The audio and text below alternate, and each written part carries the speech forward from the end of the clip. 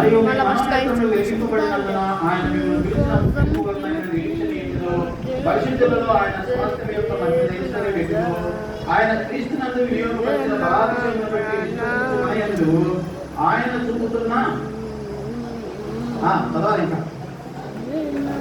తన శక్తి యొక్క అపరిమితమైన మహాత్మ్యం ఏంటిదో ఏం చేయాలంటే మనం తెలుసుకోవాలి.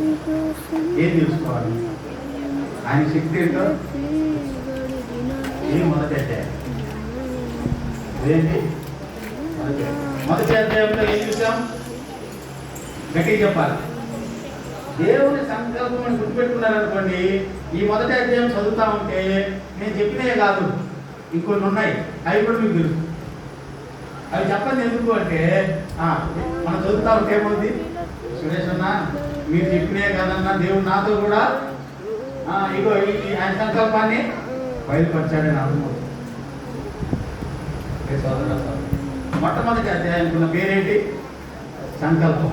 ఆయన సంకల్పంలో ఎన్ని విషయాలు చూసాం? 7 విషయాలు. రెండవ అధ్యాయానికి పేరేంటండి? సమాధానకర్త అయినటువంటి దేవుడు. 16వ వచనంలో చూస్తే, 2వ అధ్యాయం 16వ వచనం చదవండి. తన శిలువ వలన ఆ ద్వేషమును సంహరించి దాని ద్వారా వీరిద్దరిని ఏక శరీరముగా చేసి దేవునితో సమాధానపరచవలనని ఎలాగూ చేసిన కనుక ఆయనే గట్టిగా మనకు సమాధానకారకుడై ఉన్నాడు. సమాధానపరచడానికి ఆయన ఏం చేశాడు? ఈ వచనంలో చదవాలి. 16వ వచనం. సమాధానపరచడానికి ఆయన ఏం చేశాడు అంటే తన శిలువ వలన ఆ ద్వేషమును సంహరించి దాని ద్వారా వీరిద్దరిని ఏక శరీరంగా చేసి. ఎఫెసీ గురించి ఆలోచన చేస్తా ఉన్నప్పుడు ఎఫెసీ పట్టణంలో ఉన్నటువంటి వారందరూ కూడా అన్యజనులు. ఆ పైన వచ్చి మనం చూస్తాం. వీరెవరంట? ఇశ్రాయేలుతో సహపౌరులు కాదు, పరజనులు, దేవునికి దూరస్తులు కదా. వీరిని యూదా ప్రజలతోటి, యూదా ప్రజలు అంటే ఎవరు? దేవుని ప్రజలతోటి సమాధానపరచడానికి వీరి మధ్య ఉన్నటువంటి ఆ ద్వేషాన్ని దేవుడు ఏం చేశాడండి? శిలువ మరణం చేత కదా, అమ్మంట కదా అక్కడ ఉంది. శిలువ వలన ద్వేషాన్ని ఏం చేశాడు? ఆయన సంహరించాడు. ద్వేషాన్ని ఏం చేశాడు? సంహరించాడు. ఎలా సంహరించాడు? ఆయన కలువరి శిలువలో ఆయన బలిని బట్టి, ఆయన చిందించినటువంటి రక్తధారలను బట్టి మనుషుల మధ్య దేవుడు ఏమిచ్చాడని ఏమిచ్చాడు చెప్పండి? పాపాత్ములైనటువంటి మనకు ఒకరితో ఒకరికి సమాధానమే లేదండి. పాపం మన హృదయంలో ఉన్నంత వరకు, ఈ విషయం మరలా చెప్తున్న జాగ్రత్తగా వినండి, పాపం మన మనసులో, మన హృదయంలో, మన జీవితంలో ఉన్నంత వరకు మరొక వ్యక్తితో ఏముండదు. కావాలంటే ప్రాక్టికల్గా మీరు ఆలోచన చేసి వంట కూర్చోండి. పాపం ఉన్నటువంటి వ్యక్తి జీవితంలో మరొక వ్యక్తితో ఏముండదు, సమాధానం ఉండనే. వ్యక్తుల మధ్య సమాధానాన్ని కనపరచడం కోసం మొట్టమొదటిగా ప్రభు అయిన యేసుక్రీస్తు వారు ఏం చేశారు అంటే దేవునితో సమాధానపరిచారు. దేవునితో ఏం చేశాడండి? సమాధానపరిచారు. వాస్తవానికి మనకు దేవునికి మధ్య ఉన్నటువంటి సంబంధం గురించి ఆలోచన చేస్తూ ఉంటున్నప్పుడు కొలసీలకు రాసినటువంటి పత్రికలో చాలా స్పష్టంగా రాస్తాడు. కొలసీలకు రాసినటువంటి పత్రికలో 1వ అధ్యాయం 11వ వచనంలో చూస్తే, 1వ అధ్యాయం 11వ వచనంలో చూస్తే 1వ అధ్యాయం 21వ వచనం, కొలసీలకు రాసినటువంటి పత్రిక 1వ అధ్యాయం 21వ వచనం. మరియు గత కాలమందు దేవునికి దూరస్తులను మీ దుష్క్రియల వలన మీ మనస్సుల్లో విరోధ భావం గలవారై ఉండిన మిమ్మల్ని కూడా అన్నమాట చూస్తాం. మన మనసులో ఏమున్నాయండి? విరోధ భావాలు ఉన్నాయి. ఇంకా రోమిలకు రాసినటువంటి పత్రికలో చూస్తే, రోమిలకు రాసినటువంటి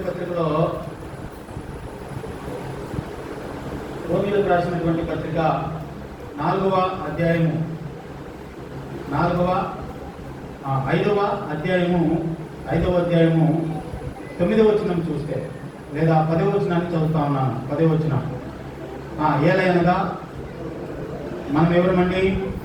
శత్రువులమై ఉండగా. దేవునికి మన మనస్సుల్లో ఎలాంటి భావం ఉంది? దేవుని ఎడల మన మనస్సుల్లో ఎలాంటి భావం ఉంది? ఎలాంటి భావం ఉందండి? కొలసీలకు రాసిన పత్రికలో ఏమన్నాడు? విరోధ భావం ఉంది. రోమీలకు రాసినటువంటి పత్రికలో దేవునితో మనం ఎవరిని? శత్రువులు. దేవుని పట్ల మన మనస్సుల్లో విరోధ భావం ఉంది. దేవుని పట్ల మన మనస్సుల్లో విరోధ భావం కలిగినటువంటి మనము దేవునికి ఏమయ్యాము అంటే శత్రువులమై ఉన్నాము. అసలు దేవునికి శత్రువులము ఎందుకయ్యాము? దేవునికి శత్రువులము ఎందుకయ్యాము అంటే ఎఫెసీయులకు రాసినటువంటి పత్రిక 2వ అధ్యాయం, ఎఫెసీయులకు రాసినటువంటి పత్రిక 2వ అధ్యాయంలో 2వ వచనం నుంచి నేను చదువుతా ఉన్నాను. 2వ వచనం నుంచి, మీరు వాటిని చేయించు వాయుమండల సంబంధమైన అధిపతిని. ఎవరినండి? వాయుమండల సంబంధమైన అధిపతిని, అనగా అవిధేయులైన వారిని ఇప్పుడు ప్రేరేపించే శక్తికి అధిపతిని అనుసరించి ఈ ప్రపంచ ధర్మం చొప్పునమునకు నడుచుకుంటుంది. మనం ఎవరితో చేతులు కలిపి నడుస్తూ ఉన్నాము అంటే ఎవరితో అండి? వాయుమండల సంబంధమైన అధిపతి అంటే ఎవరండి? అపవాదిని అనుసరించి మనం ఏం చేస్తా ఉన్నాం? మన శరీరం యొక్కయు మనసు యొక్కయు కోరికలు నెరవేర్చుకుంటూ ఉన్నాం. అపవాది దేవుడికి ఎవరండి? ఎవరండి? శత్రువు కదా. అపవాది ఆలోచనలన్నీ కూడా దేవుడు ఏదైతే సృష్టించాడో ఆ సృష్టిని అంతటినీ కూడా, లోకాన్ని అంతా కూడా, మనుషులందరినీ కూడా ఏం చేశాడు? పాడు చేసి చెరపట్టి ఎక్కడ తీసుకెళ్తా ఉన్నాడు? నాశనానికి తీసుకెళ్తాడు. అంటే దేవుడికి విరోధ భావం కలిగినటువంటి అపవాదితో కూడా మనం ఏం కలిపాం? చేతులు కలిపి అతన్ని అనుసరించి మన శరీరం యొక్కయు మనసు యొక్కయు కోరికలు నెరవేర్చుకుంటూ దేవుడికి ఏమైపోయాం? శత్రువులమైపోయాం. విరోధ భావం కలిగిన వారమై అయిపోయాం. సోదరుడా, సోదరుడు, అలాంటి దేవుడితో సమాధానం లేనటువంటి స్థితి నుంచి దేవుడు మనకు ఆయన శిలువ మరణం చేత మనల్ని ఏం చేశాడు అంటే, రోమీయులకు రాసినటువంటి పత్రిక 5వ అధ్యాయం 10వ వచనంలో, ఏలయనగా శత్రువులమై ఉండగా ఆయన కుమారుని మరణము ద్వారా మనము దేవునితో గట్టి చదవాలి. సమాధానపరచబడిన ఎడల సమాధానపరచబడిన వారమై ఆయన జీవించుట చేత మరి నిశ్చయముగా రక్షింపబడుతున్నాము. అంతేకాక మన ప్రభు అయిన యేసుక్రీస్తు ద్వారా మనము దేవుని యందు అతిశయపడుతున్నాము. ఆయన ద్వారానే మనం ఇప్పుడు గట్టిగా చెప్పండి. ఈ మాటలు వింటా ఉంటున్నాం.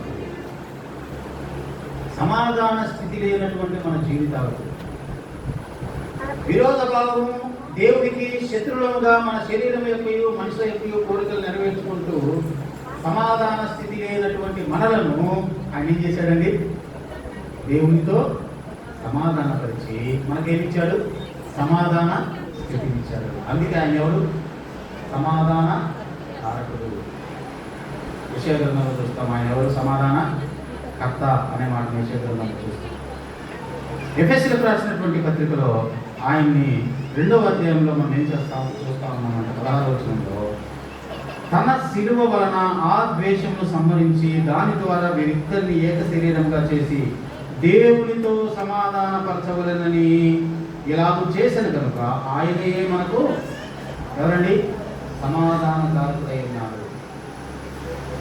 సోదరుడు, సోదరుడు, సంఘములో మన హృదయంలో దేవునితో మనకు సమాధాన స్థితి కలిగింది అంటే ఎవరండి కారణం? ప్రభువైన